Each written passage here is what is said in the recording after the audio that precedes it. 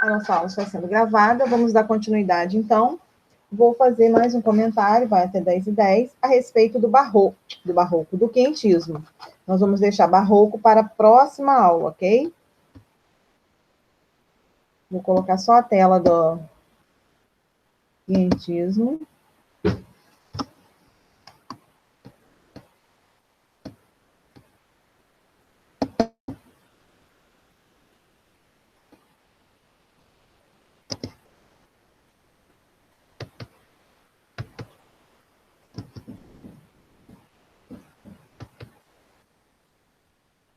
Deixa aqui, quentismo. Então, nós estamos falando de quentismo, que é um período que compreende a literatura informativa e a literatura dos jesuítas, né?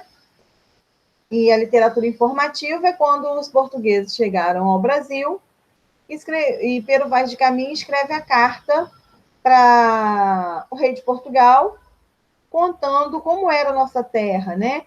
A natureza, as nossas riquezas, o pau-brasil, o ouro, os índios. E a literatura jesuítica, José de Anchieta, ele começa, né, junto com os outros jesuítas, a pregar a fé cristã. Então, ele quer divulgar essa fé cristã, atrair, né, os colonos, atrair os indígenas, para estar divulgando, disseminando a fé cristã.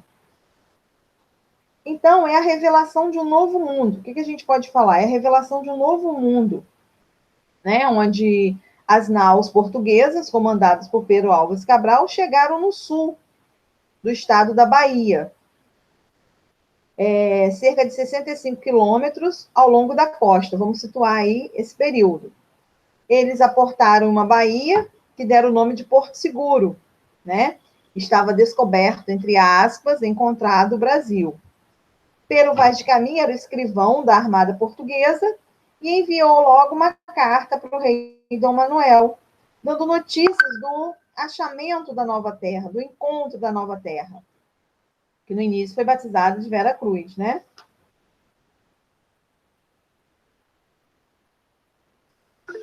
Então, era esse período que é conhecido como quentismo, tá? E o que a gente tem nesse quentismo, né? Os textos são religiosos. Fala de literatura de viagens, né? Fala aí, ao longo do século XVI, as diversas expedições. Então, as obras, os textos eram quais? Falavam de literatura de viagens, que expedições foram enviadas para as terras brasileiras, né? Os viajantes, eles integravam e tinham missões específicas para cumprir. O objetivo dessas obras era o quê? Descrever a terra, o povo nativo, falar da fauna e da flora, mostrar interesses econômicos para a coroa portuguesa, apresentar uma nova colônia de modo positivo e promissor, estimulando nos portugueses o desejo de se aventurarem na ocupação da terra, tá? O objetivo da literatura de viagem era o quê? Era informar. E cria um desafio interessante para os autores. De que forma eles vão apresentar, né, de forma compreensível, o relato dessa realidade, que era totalmente desconhecida, essa terra. Então, essa característica chama atenção nos textos e na medida que eles vão descrevendo, tá? Então, gente, a gente percebe aí que os textos eles são descritivos, detalhados, e eles têm dificuldade, né? Porque é uma terra nova, nem eles conhecem, como que eles vão fazer a descrição disso? Era essa dificuldade encontrada. Na produção literária de José de Anchieta, tinha um caráter religioso. Predominava o quê para ele atrair esse pessoal aí, os índios?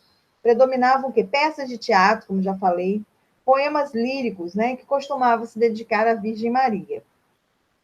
Anchieta, ele foi autor das primeiras peças de teatro que foram encenadas aqui no Brasil. A função dessas peças, era claramente religiosa e pedagógica, tá? O alto mais conhecido dele é o alto representado na festa de São Lourenço. Tem versos e em línguas diferentes, gente. Foi apresentado em tupi, português e espanhol. Ele usou 3 linguagens para que os colonizadores, os indígenas, né, fossem representados pelos personagens dos autos, tá? Então, aí, ó, com isso, ele está cada vez mais atraindo o indígena e o colono para perto, tá?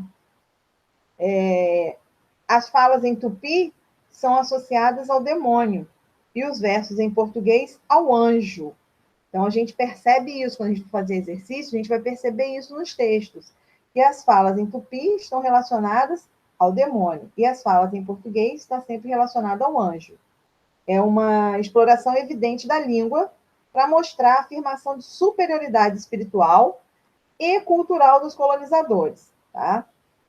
Uma obra de grande importância escrita por Anchieta foi a arte da gramática da língua, mais usada na costa do Brasil. É a primeira gramática em tupi. Então, eles eram espertos. Além da missão, né, que eles queriam divulgar aí a religião, ele fazia o quê? Ele chegava bem próximo à comunidade. Então, ele divulgava a peça em tupi, né, em português e em espanhol, para atingir os colonos e os indígenas. Tá? Nós temos aí um filme que é Missão Jesuítica. Ele aborda um violento mercador de escravos, escravo indígena, que mata o próprio irmão e, para redimir-se, torna-se um missionário jesuíta na região Sete Povos das Missões. Embora a ação dos jesuítas sobre os povos indígenas americanos ocorre um impacto, né? O cenário é maravilhoso do filme, cria uma ambientação perfeita para essas cenas de batalha entre o índio, o guarani e os soldados que vão tentar expulsá-los da terra. Então, é uma obra, né, um exemplo de quentismo da literatura jesuítica, é esse filme aí, A Missão dos Jesuítas, tá? O que nós temos que falar de barroco, de quentismo, estou com barroco na cabeça, é esse contexto, tá? Na próxima aula, nós vamos falar de de barroco. Nós vamos falar de barroco e vamos grifar partes importantes aí, né, do nosso trecho de quentismo. A gente começa grifando a parte de quentismo na próxima aula e depois logo inicia a questão do barroco. E aí a gente vai fazendo atividade, vou marcar atividade para vocês fazerem também do livro. Alguém tem alguma pergunta a fazer? Alguma dúvida?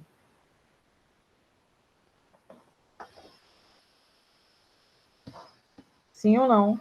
Pessoal? Alguém aí? Pra mim tá tranquilo. Jóia.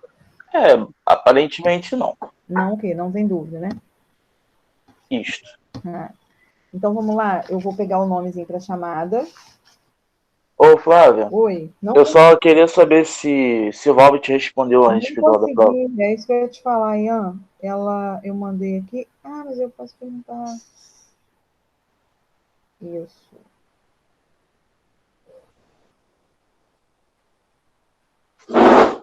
Lucas Soares está aí? Não. Ah, eu não consigo. Depois que eu ainda coloquei no grupo, eu não consigo aceitar depois que eu compartilho tela, sabe? Porque não aparece para mim. Ah, não estou conseguindo entrar.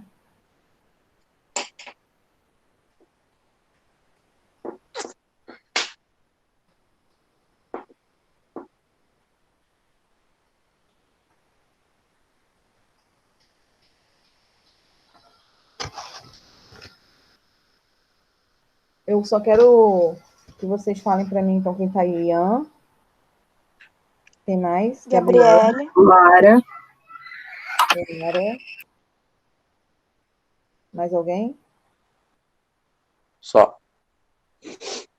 Eu vou disponibilizar no grupo. Ian, eu vou perguntar à professora, tá? Assim que ela me informar,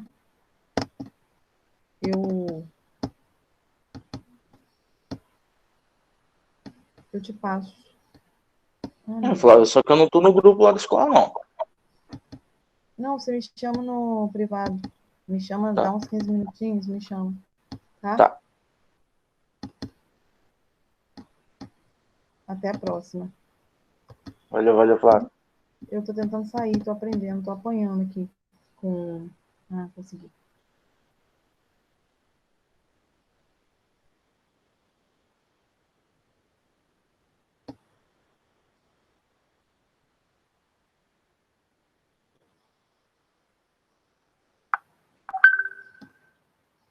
Lucas e Marcos entraram aí agora? Oi, estão aí? O que acontece é quando eu compartilho a tela, não aparece solicitação para mim.